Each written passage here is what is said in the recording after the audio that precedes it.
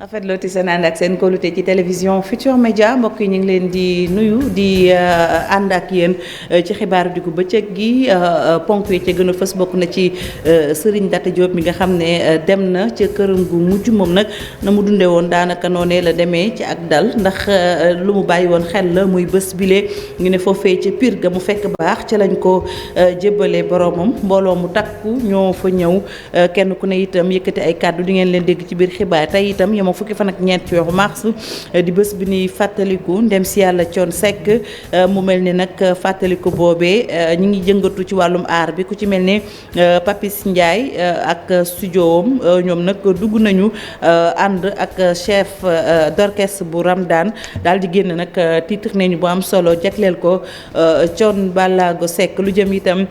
ci kaaraange réew mi ñu ne armée bu Sénégal démb ci dibeer ji amal na ay opération ngir gën a yokk kaaraange gi foofee ca bët saalumu réew mi fu ci mel ni Niassia ak itam frontière nord boobu ca diwaanu nord Sindian loolu yëpp nag dinañ ci ñëw ci biir xibaar yi Alioune Tine di sàkku rek ci Ousmane Sonko ne mu dem wuy ji yoon moom fondateur bu Africa Jom Center nee na nag député maire bu Ziguinchor dafa rek war a nag dëggal boppam ci mbir moom milee daañ ci ñëw ci biir xibaar yi li ci yéene kaay yi mooy ndar képp ngeen taaxee lu ma ñëw léegi ñu faram fàccee.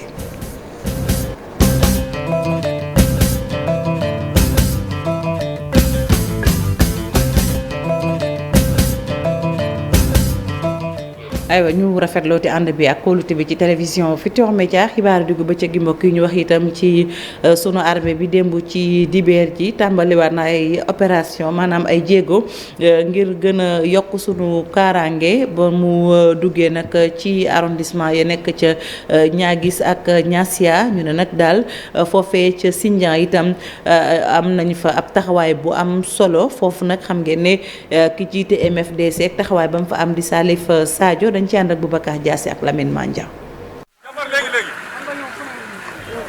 gannaaw bi mu tàmbalee dëmb ci dimanche ay opération ngir delloo si kaaraange ci bët gànnaaru diwaan bu Ziguinchor rawatina ci arrondissement bu Sindian armée bi daal dina siiwal ab communiqué ngir yëgal askan wi ni yooyu le opération dañu bokk ci liggéey yu mu yàgg def rawatina ci mission bi mu yor ngir aar askan wi ak lépp luy moomelam. communiqué bi yokk ci ni lu tax a jóg opération yu ni mel mooy fexe ba démanteler lépp luy base yu MFDC rawatina banxaas bu Salif Sadio jiite te ñu nekk ci frontière bët gànnaar bu diwaan bu Ziguinchor. communiqué bi nii opération yu ni mel ñu ngi ciy boole yàq lépp luy base ay nit yu yor ay ngànnaay te def naka su dul noonu ci yooyu la gox waaye it fexe ba jàpp képp kuy liggéey ak ñoom ci nii wala ci naa. communiqué l'armée bii di ci yokk it ni day fàttali rek ne armée bi dina wéy di taxaw temm ngir aar askan wi ak lu mu moom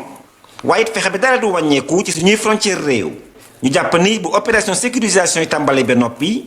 askan wi yeew ci nord Sindian dafa tiit ba mu am ñenn ci ñoom ñu jël seeni bagage ngir daw làqu ji. Boubacar Diassi ñu wax itam ci leneen muy mbiram Ousmane Sonko Adji Sarr Alioune Tine nag dafa jàpp rek ne Ousmane Sonko dafa war a wuy ji yoon moom fondateur bu Africa Jom Center nee na nag député maire Ziguinchor dafa war a rek am taxawaay boo xam ne ci kujje gi day nekk taxawaay bu mucc ayib rawatina lu jëm ci suñuy institution ak seen liggéey Alioune Tine nekkoon ganuk Infos Matin dañu koy taataan ay kàddoom Chérif Diak Thierno Laurent Mendy lañ ci àndal. gis mooy procès bi ak li ñuy wax institution yi wane nañ ci li nga xam ne mooy seen faiblesse seen nasaxaay di gis nañu ko mois de mars donc dul mbir moo xam ni mbir mu yomb la waaye Sonko homme d'état la prétention am suba mooy nekk chef d'état donc da ngay toujours war a toujours di renforcer li nga xam ne mooy les institutions d'état muy institution judiciaire muy leneen pour que yow bés boo ñëwee fekk fa dara donc man sama recommandation mooy bu ko juge bi woowee na dem mais justice tamit na toog fi nga xam ne mooy palaasam par rapport ak problème mu passeport diplomatique yi ñu am lii nga xam ne ministère des affaires étrangères daf ko mettre en contexte sama gis-gis liir naa ko liiraat ko pour man amul problème léegi nag avocat yi dañuy def seen liggéey lu yoon maye la dañuy def seen liggéey mais man si sama gis-gis ak sama liiraay ak ni ma ko xamee aussi problème mu passeport diplomatique yi et soxla woon na nga def espèce su leeral ala kulli alin état bi dafa war a jóg loolu nga xam ne mooy li nga xam ne moom moo ko tënk ci yoon sur le plan international ci ak yelleefu doomu aadama ñii nga xam ne gaañ nañ leen ñii nga xam ne seen bakkan rot na ci dañu war a fexe ba nga xam ne justice yoon day dox. aywa ñu wax itam ci politique ak tournée bu Benno Bokk Yaakaar ci département yi ci réew mi ne ñu daal législative yi ñu dëgmal ci lañ bëgg taxaw ca liggéey ba foofee ca département bu Tivaouane tànn nañu ña ñu bëgg jiital ca mbir moomee nee nañ itam la ñu bëgg rek mooy ñëpp ñi bokk boobile coalition doon benn say dañuy teewlu Mbaye Ndiaye ministre conseiller la ay kàddoom Cheikh Anta Diop ak say laatiix ñoo ko taataan. président Macky Sall xam ngeen ne. liggéeyam yépp mooy jéem a waxtaan xalaatam mu partagé ko séddoo ko ak ñi mu àndal ci mouvance présidentielle mooy APR yaakaar mooy Benno Bokk Yaakaar mooy ñeneen ñi ñëw bokkuñu Benno Bokk Yaakaar bokkuñu APR mais nangoo ñëw jàppale ko. loolu nag bu fekkente ne moom dañu def élection locale ñu ne nag. élection yi comme dafa gën a conforter sama majorité ci réew mi damay sant yàlla booy sant yàlla nag dañ koy bokk ak ñi nga bokkal liggéey bi donc ñu envoyé ay mission pour remercier benn population bi mais à travers leurs responsables politiques wax leen ne président nee na kontaan na ci yéen mu ngi leen di gërëm di leen sant. deuxième mission bi moo di ne ngeen wax leen ne nañ préparé wu. joxante ay loxo bu mu fi nekk di saytu bilan wu élection yi passé parce que élection yi passé seen nature moo di kenn ku ne bu la neexee nga ànd ci ak sa xarit bu la neexee nga demal sa bopp donc yooyu élection boo ko perdre itam xamal ne sa bëgg-bëgg bopp la woon alors que élection député ak élection présidentielle président de la République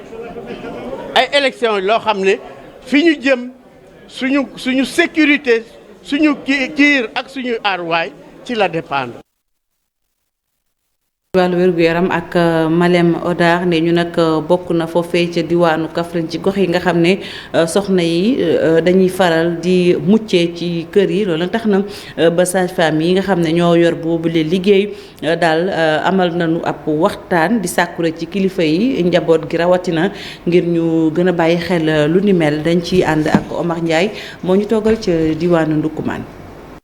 ngir jëmmal bis bu ñu jagleel jigéen ñi ci àdduna bi sage-femme yi nekk ci département bu Malem Hodar nag ñoom xët bi ñu tànn mooy jigéen ñi amee doom ci kër ga lim bi toll ci téeméer boo jël fukk ak ñett amee doom ci kër ga lu ni mel nag nekk seen yitte. ku ne xam ne ni ëmb ni mu méttee ak ni mu jafee ku ne xam ne ni boo ëmbee war nga mën a dem ci l'hôpital ñu lay seet di la topp ba keroog yàlla di la muccal ci jàmm kon nag wasinee ci kër ku ne xam ne ni xel sax nangu ko ba di ko nit di ko xalaat di ko def bari na fi parce que depuis 2018 mën naa ni ba léegi ñu ngi ciy def ay jéego yoo xam ne ànd ci ak partenaires yeeg relais communautaires yi personnel yëpp di xeex di jug di wax mais daal ba léegi des na te ndetteel mi ngi indi ay ndetteelu yaay ak doom ci xayma ñu ngi ci ne fukk boo jëlee téeméeri jigéen fukk ak ñett yëpp ñu ngi wasinee seen kër yi te xam nga ne loolu jaaduwul. gannaaw bi mu rafetloo thème bi ñu tànn moom préfet bu département bu Malem Hodar nag di sàkko ci góor ñi ak borom kër yi ñu yombalal jigéen ñi ñu mën a wutali bërëb bu fajukaay yi ñaax tamit kilifa yi ne ci gox bi ñu jàpp ci mbir mi. moo tax ñuy invité jigéen ñi vraiment ñuy gën a fréquenter hôpital yi dispensaires yi ak centre de santé mais aussi di ñaax ñi nga xam ne ñooy seen borom kër bu ñu tolloo ci diggante ñu leen di accompagner. donc di ñaan aussi les maires ak les collectivités. ñoom it ñu xool du ñuy jàppee ci sensibilisation bi les chefs de village les délégués de quartier. gannaaw jafe-jafe yi sage-femme yi nag yi jàkkoonteel rawat na nekk ci gox yi gën a làqu ci département Malem Hodar terewut nag ñu tànn thème bu jafe-jafe yi jigéen ñi jàkkoonteel di am doom ci kër yi lu ni mel nag ñu bëgg mu saafaru ci gox bi. Ndiaye ñu sant la gërëm la leen ko wax woon mbokk yi ci boppu xibaar yi Ndaté Diop moom nag dëddu na xam ngeen ne démb la woon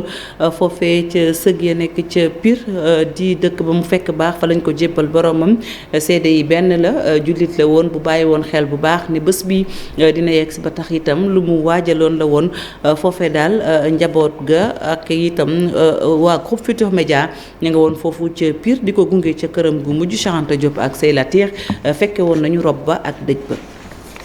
naqar ak tiis dal ñi nga xamante ne ay àndandoom lañu ay xaritam ay mbokkam rawatina ñi muy bokkal di liggéey ci groupe Futurs Médias ak RFM gi mu nekkoon kàddu gi benn la ci bi ñu tegee jaag bi fii ci jumaay Xaali Amar Fall imam Maodo Fall jiite julli ji bi ñu sëlmalee de ay ndaw yor jaag bi jubali janaase yi nga xamante ni moo féete penku jumaa ji.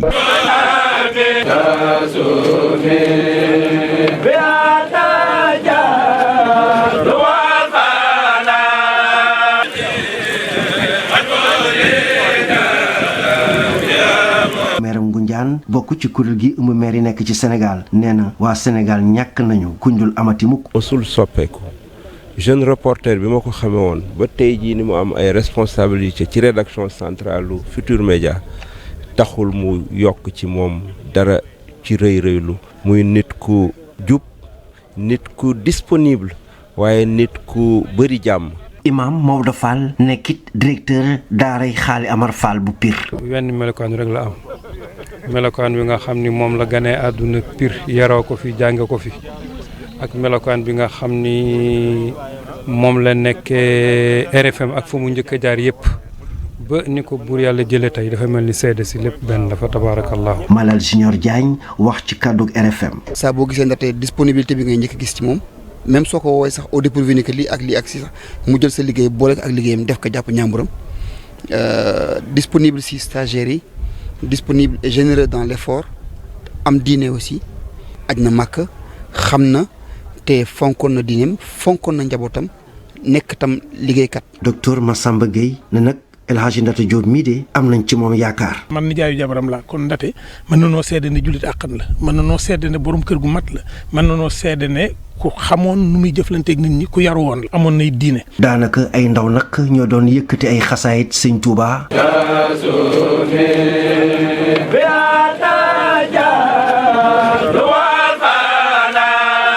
ba ñu denc ko ci këram gu mujj gi di janaase yi nekk ci Pire. janaase ca Pire lañ ko denc mooy këram gu mujj Alaaji Ndaté Diop du ñu tay di ko ñaanal saa su nekk di sàkku itam yéen askan wi ñuy seetaan ngeen di ko bàyyi xel di ko ñaanal saa su nekk di fàttali ne rajo Futurs Médias la nekkoon moom Alaaji Ndaté Diop jiite woon journaliste yi yëngatu ci wàllum caada ci réew mi def itam liggéey bu mucc ayib laata mu ñuy wan ginnaaw di ko ñaanalaat sa borom jéggal ko yàlla na tase ak yërmande suñu borom bi jaay taxa rasul mu bëggoon ba demoon foofee di Makkatal Mukarram di ko jaalewaat encore une fois njaboot gi muy soxnaam ak ñaari doomam bokk na ci ku ñu naan Dabaax moom taalibi Cheikh bi démb lañu ko jébbal boromam gis ngeen ko noonu xasaayiti borom Touba la ko ay ndaw doon yëkkatil ñu ko doon ñaanal itam démb xam ngeen ne mu yemoo woon ak bésub ziar général ñu koy ñaanalaat bu baax a baax moom Alaaji Ndaté Diop.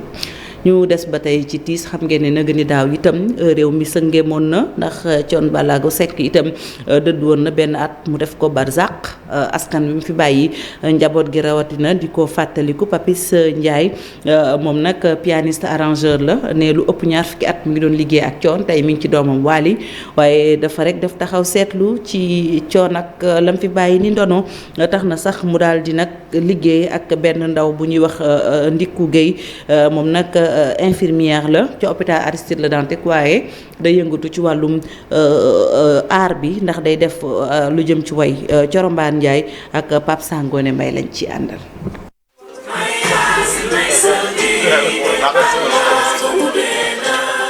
lii baatu ab fajkat la jàpp infirmière baatu Ndikku Gueye lañu tànn ngir mu daal di delloo njukkal Thione Seck mi nga xam ne bi mu dëddoo àdduna ak léegi am na at mu mel ni nag du woon mission bu yomb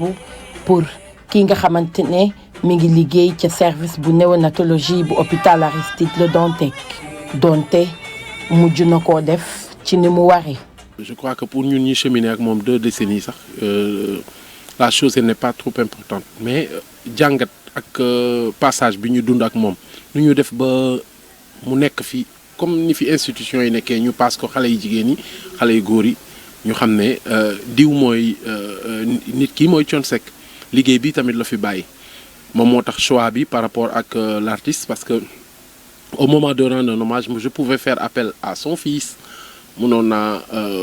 jël Wally mënoon naa jël yeneen artistes yu ñu xam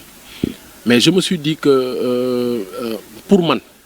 direction bi ma war a rendre hommage Thione dafa war a nekk vraiment dans le cadre du travail c'est-à-dire par rapport ak nekkatu fi liggéey bi mu doon liggéey nu ñu def ba jox ko xale yi donc moo tax sama choix si Ndiku nekk une jeune artiste boo xam ne macha allah am beaucoup de talent. ab medley la boo xamante ni juróomi morceau yu Thione Seck masa wéy lañu ci boole mu mel ni sax ab dialogue la ci diggam moom mi dëddu ak ñett ci ay collaborateurs am yoo xamante ni ànd nañu diir gu yàgg. Proposé pour ma jël hommage au Thione Seck au début c'était benn cover pour Laye Mboup Lamine Gueye après nag le Papis ne pourquoi pas ñu rendre hommage Thione Seck. Au début c'était vraiment difficile parce que dama ne yii reprendre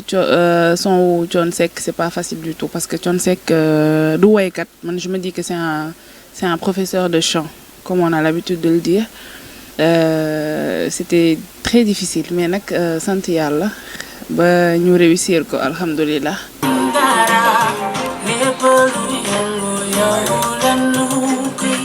ginnaaw ñaar fukki at yoo xamante ne ànd nañu ko. Papis Ndiaye nekk chef d'orchestre bu Ramdan jàpp ne liggéeyug Thione Ballago Seck warula naax saay moom sax di xamle ni choix wu Ndiku bile am na lu ko waral. vraiment mu rendre hommage Thione te ñu jaar ci woyu Thione yi 5 yoo xam ni marqué na Thione mooy fi mu commencé en tant que poète ba fi muy dem en tant que rapace mooy presque morceau yi mujjee woy ci la bokk où il parle de la si muy wax ci dee kon nag Thione wax dëgg yàlla taalif la téere la. jaar nañ fi mu commencé ci Licem Thiély jaar ci Ballago bi muy waxee boppam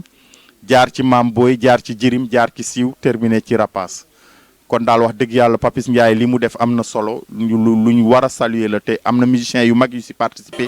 comme Jimi Mbaye comme. séance d'écoute morceau bii ñu jippee hommage à Ballago ñu ngi ko amal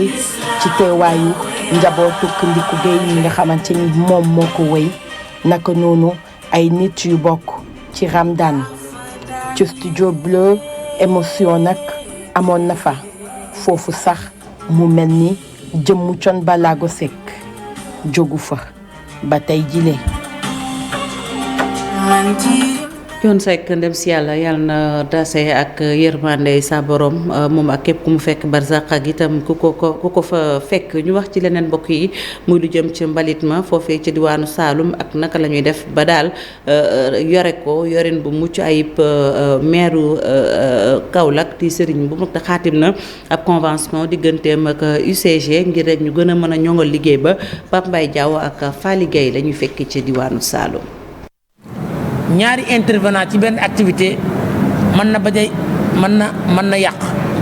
wala mën na manque d'efficacité ñu ne nañ waxtaan ak moom confier ko jël matériel bi ñu amoon ak personnel bi jox ko personnel bi nag comme ni ma koy waxee du lu bees ndax bari na personnel santé personnel boo xam ne ci éducation personnel boo xam ne ñi ngi nekk ci administration boo xam ne nii mairie bi moo ko affecté foofu parce que ñooñu dañuy liggéey pour ces compétences transférées l'objectif rek mooy ñun ñëpp nañ ànd pour mu set kon gis ngeen Darou Salaam ni mel très bientôt dañuy attaquer marché central incha allah bokk ko setal pas setal rek dem waccaat mu salte mais teg ay moyens yoo xam ne ni duutu tàqati lii nag protocole la buñ signé incha allah conseil bi dana ko approuvé exemple mu nekk loo xam ne nii day nekk luñ mën a roy ci Sénégal. moom aussi dafa bëgg a teg loxoom ci création d'emploi maanaam ñu xool ci biir quartier yi gox-goxaat yi ban système lañ fa mën a teg pour nit ñi di mën a segg seen mbalit pour aussi créer de la valeur surtout ci wàllu plastique bi nga xam ni sonal na population yi donc partenariat boobu daal moo taxoon ñu ñëw fi tey ak wàllu sensibilisation ci changement comportement bi nga xam ni moom la nit ñi war a am loolu yëpp daal moo tënk partenariat bi nga xam ni moom la ñu signé tey boole si aussi personnel yi nga xam ni mairie bi daf leen di fay ñu war a liggéey ci cadre de vie ak nettoiement daf ñu leen di reverser même su fekkee mairie bi moo leen di continuer fay pour ñu boole suñu équipe yi en synergie ak aussi moyens yi nga xam ni mairie bi am na ko ay benn tasseuse ñi ngi fii yëpp daal dinañu ko jébbal ngir ensemble ñu mën a ànd dans le cadre d'une unité d'action mooy gën a rafet ñii jaar def lii ñeneen jaar def lii bu ñu booloo ci la mbir mi di gën a am efficacité. aywa bu ñu jógee Saalum dañuy doxantu ba Bobal gox bu ñu naan Galaye Sarr moom nag soriwul dara dëkk bu sell bii di Touba Mbacké askan moo nag ni ñu daal dañoo yàgg di wër ndox mënu naan fi mu ne nii ndox ma ma ngay ball waaye bu ñu sañoon itam ñu jàppale lu jëm ci wàllum wér-gu-yaram ak yeneen yu ci mel ni jàng ak jàngale ca Bawal ñu fay fekki Pape Balla Gaye ak Talla Samb. Corvée d'eau, un vieux souvenir pour les populations de Kër Serigne Galaye Sarr. Située à plus de 4 km de la ville-centre de Touba, l'adduction d'eau initiée par le marabout Serigne Abdourahmane Mbacké leur a permis de retrouver le sourire. Aliou Ndiaye, conseiller municipal à la mairie de Missirah et le porte-parole des populations. On allait chercher de l'eau à Touba, Darou Karim, Missirah et les chevaux et ânes étaient épuisés. La corvée d'eau, un vieux souvenir pour les populations de Kër Serigne Galaye Sarr. Située à plus de 4 km de la ville-centre de Touba, l'adduction d'eau initiée par le marabout Serigne. ñuy jéggalu mu mel ne français bi da du ñàkk ñu amaat wolof bi ci suñu yeneen jotaayu xibaar ñu des ba tey ci kër diine yi bu ñu jugee Touba ñu doxantu ba Daaru Muxti ndax ñi ngi dëgmal juróom-ñaar fukk ak ñeenteelu màggalu Daaru Muxti foofee nag ñu ne service régional de l'hygiène nekk ci diwaanu Njàmbur ñoom nag ña nga ca dëkk bu sell ba ngir rek waajal ruq yeeg ruq-ruqaan yeeg bërëb yu bari daal dem nañ ko setal ko pomp ko la ñu bëgg rek moom mooy daal su askan wi ñëwee mën a màggal ci jàmm te duñu am benn gàllankoor rawatina buy jógee ci wér-gu-yaram ca Daarul Moxti Ceerno Fall lañ fay fekk. lu aju ci waajtaayu màggalu Daaru Muxti gi ñu dëgmal brigade régionale bu service d'hygiène dajale mbooleem jumtuwaayam teew fii ci dëkk bu sell bi ngir nag amal fi lu soxal ab couverture sanitaire. activité yooyu nag mu ngi concerné lu ñuy wax la désinfection des sites d'hébergement, la désinsectisation également. ñu ngi def ay activités de nébulisation comme ni ngeen gis léegi mais bu ñu demee ba ci kanam danañ def aussi activité lu ñuy wax saupoudrage loolu yëpp ngir bëgg vraiment ñi nga xam ne ñoom ñooy ñëw màggal si ñoo mën a màggal ci condition yu mucc ayib. ginnaaw opération de désinfection yi nga xamee ni rek amal nañ ko ci diirub ñaari fan service d'hygiène fas yéene wéyal liggéey bi ci wàllum surveillance ak contrôle ngir nag gën a mën a aar askan wi fii teew ci mbooleem luy jàngoro. contrôle njaay mi ngi fi contrôle voie publique bi mi ngi fi contrôle camion citerne mi ngi fi contrôle ndox yu ñuy naan mi ngi fi parce que ñu ngi ak suñu appareil suñu mallette boo xam ne bii mooy saytu ndox mi. feebar yi nga xam ne day jóge ci lekk wala ci gàtt yi ñi ñuy rey te duñ ko xool jóge ci njaay mi. ak ci jóge ci waañ yi. ba tey ci wàllu liggéey boobu mbooleem ñam yi nga xamee ni si dinañ ko fi jaay ci boutique yi service d'hygiène dina ci amal ak caytu. boutique yi ak yenn infraction yi nga xam ne infraction majeure la nga xam ne mënuñu ko ba alors bu boobaa alors dinañ def police de l'hygiène pour mën a alors mën a delloo nit ki ci sagom ak ci li nga xam ne moom la yoon tënk li nga xam ne ci mbirum set ak setal. di fàttali ren ji mooy juróom-ñaar fukkeel ak ñeentu màggalu Daaru Muxti nga xamee ni fas yéene nañ ko amal gaaw bi ñu dëgmal brigade régionale de l'hygiène dajale mboolem agent ak jumtuwaay yi nga xamee ni moom la am ci région bi ngir waajal bis bile. aywa Thierno Fall ñu sant ko bu baax gërëm ko di fàttali ne màggal googu aseex la ngeen mën ko dund ci télévision Futurs Médias ñu jeexalee tàggat yaram laata ñuy dem ci lii ci yéene kaay fukkeel ak ñetteelu bëccëg bu Ligue 1 Mbour Petite Côte ak Génération Foot da ko dóor ñeenti bal ci benn Tëngéej FC ak AS Pikine dañoo tembo kenn ku ne benn nga dugal Dakar Sacré-Cœur Linguère ndam demul ndam dikkul kenn dugalul. Jàmbaar moom moo dóor US Gorée 2-0 Njàmbur ak Douane itam ndam demul ndam dikkul kenn ku ne benn nga am Casa Sport moo dóor Guédiawaye football club 2-0 tey bu ñeenti waxtu toftalee fanweeri simili Snaps di doon tase ak Jaraaf ñu dem ca diwaanu Bambey ak CROUS bu Université Alioune Diop bu Bambey moom daal taxaw na ngir jàppale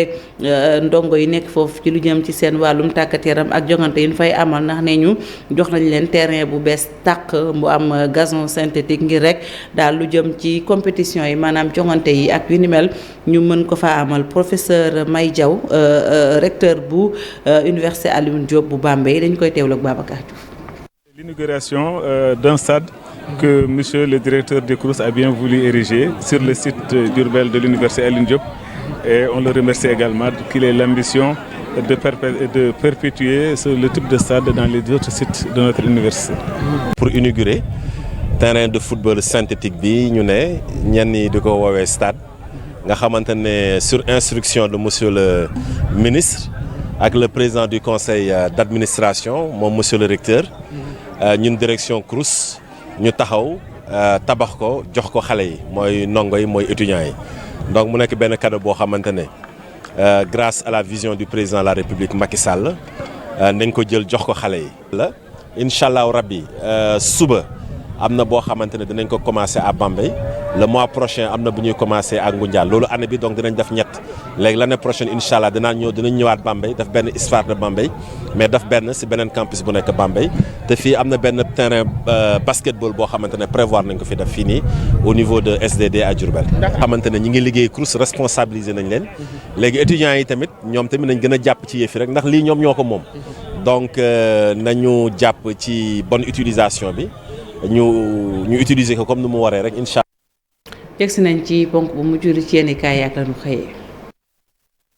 jàmbar ji tëdd démb yéenekaay yu bari ñu xëyandool xëy nañu ko yëkkati tey gor ga ca ngor gu landiga taskatu xibaar bu mag ba di El Hadji Ndate Diop dem na l'observateur xëy yanu tiis ci xëtamu njëkk dellu ñu tàggee Ndate Diop ba di ñuy wax ne soow mu wayul tuuru na moom journaliste bu RFM bi démb ci dimanche ji ca la wuy ji sunu borom ginnaaw feebar bu ko tëraloon ca l'hôpital Nabil Choucair ba ca Patte d'Oie fa la noppaloo fu nekk l'observateur nee nañu ay seede su rafet jóge na fa jëm ci moom Ndate Diop mu di ci naataangoy journaliste yi di ci mbokk yi di ci njiitu réew mi président Macky Sall Le Quotidien di ko dëggal di ñu wax hommage yu bari yi ñu ko defal ci réew mi pir gu rëy ga mu fekk baax yéenekaay bi nee nañu fa la ñu ko denc démb moom mi njëkk doon correspondant bu rajo Futur Média ca Thiès fa mu tàmbalee fa mu jaar ba fa mu tëdd tey Le Quotidien mi ngi ñu ci xamal lu bari ay yéenekaay yu ko xëy tàggee moom Baye Ndate Diop mi ne woon président association presse culturelle bu Sénégal ci ñoom bokk ci Direct News mi bind ne presse bu Sénégal mi ngi ci awtis journaliste bii di Ndate Diop génn na àdduna Tribune nañu journaliste de valeur bu mag la ñu perte Soleil national ne ko rawatina aada ak cosaan ko amoon taxawaay bu mag te am solo ci culture bi moom la presse culturelle bi ñàkk ministre de la culture communication di Abdoulaye Diop di xamle ci yéenekaay bi ne kàddu gu amoon dayo te amoonub cër la ñu ñàkk mu di lu mitti mbir meneen mu mitti ci ñi ko yàlla nattoo la yéenekaay nee nañu moo di feebaru doy di roño di insuffisance rénale ab gëstu bu yaatu la ci journal bi xëye ba dañu xamal ne feebar la bu ñu dul bàyyi xel waaye li muy faat ci doomu aadama ci réew mi jéggi na dayo professeur Abdou Niang di ñu wax ci la yéenekaay ne at mu nekk dinañu wàññi ci réew mi junni jàpp ñaari junni doomi aadama yu feebar bi sonal ba ñu yegg phase terminale Oulimata S Diop di kuy dund ak insuffisance rénale mi ngi ñuy xamal ne weer wu nekk dina ñàkk 1 million ci ay séance dialysam ñu des ba léegi ci wàllu wér-gu-yaram waaye ci weneen anam waxtaan yu mbaaloo jo ci am xëy siq ak waa Vox Populi nee na fa liggéeykat yi ci santé bi ak action sociale ñoom la ñu gën a ginnaawal ci réew mi ci wàllu payoor ginnaaw santé bi nañu wax ci enseignement bi Source A nee nañu ndaje mi gouvernement bi doon amal ak syndicat jàngalekat yi ci week-end bi mu jëmoon ci payuk indemnité examen yi ak déggoo mujjul am ca waxtaan wa Sud Quotidien moom li mu xëy di waxtaane moo di opération sécurisation gi l'armée Sénégal di amal ca Casamance nee nañu soldats yi Sénégal yi ñoo nga ca kaw Salif Sadio FIP MFDC yi seen base ca nord bu Sindia ñoom la jàmbaari singili Macky Sall singili na liste parallèle yi Les Échos moo ko bind njiital Benno Bokk Yaakaar gi di Macky Sall nee na bëggut a dégg fenn mbaa muy gis fenn ay liste parallèle ci biir Benno Bokk Yaakaar ci élection législative yi ñu jëm lu jëm ci élection locale yi ñu génn Ndiogou Malick Dieng président fédération départementale bu Parti démocratique Sénégal ci Guédiawaye mi ngi leeral ci Walf Quotidien ak di wedd li ñu koy tuumal ne dafa trahir waa Yewwi Askan Wi dem fare ji ak waa Benno Bokk Yaakaar bi ñuy taxawal bureau municipal bu ville bu Guédiawaye ba tey ci Walf Quotidien moom Ndiogou Malick Dieng ma nga fanaan ñiy wax waxi dàq ma ci biir Parti démocratique Sénégal dañuy wax lu leen neex rek ak di sonal seen bopp ndax Abdoulaye Wade ak Karim Wade rek ñoo ma mën a dàqee ci biir PDS mbir mi ci libération yéem na ñu bari benn xale bu góor bu ndaw ñu naan ko bébé Lansana toll ci juróom-ñaari weer dëkk ca Kédougou moo réer ci anam wu gaaw te yéeme yéenekaay bi nañu keroog fukki fan ci weeru mars ay boori 23 heures ci la ñu ko gëj a gis ca néeg ba ñu ko tëraloon muy nelaw fa la ñu ñëwaat fekkaatuñu ko fa